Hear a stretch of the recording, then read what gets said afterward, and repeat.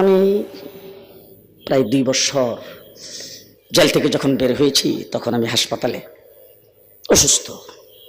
বারবার আমার ছেলে জামাই ওদের কাছে যোগাযোগ করতেছে।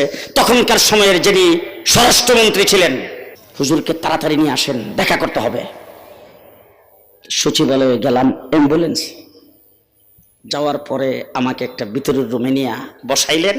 সেখানে NSI, SB, DGFI, এরপরে আরো কত কত গোয়েন্দা, এরপরে তাদের পুলিশের প্রধান সব সেখানে উপস্থিত। আর স্বরাষ্ট্রমন্ত্রী শুধু আমাকে ঢুকতে দিছে, তা আমাকে নিয়ে মধ্যখানে বসায়া প্রথম যে একটা ওয়াজ দিছে, এই ওয়াজ আমার জীবনে আমি শুনিনি।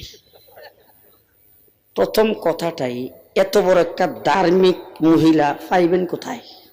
5 ওয়াক্ত নামাজ একবারে টাইম মতো পড়ে, কোন সময় মাথার কাপড়টা মাথার থেকে পড়তে পারে না, ব্লাউজ পরে দূর,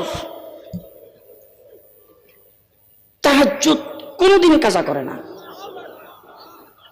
ফজরের নামাজের পরে কোরআন শরীফ তেলাওয়াত না কইরা কোনো কাম নাই।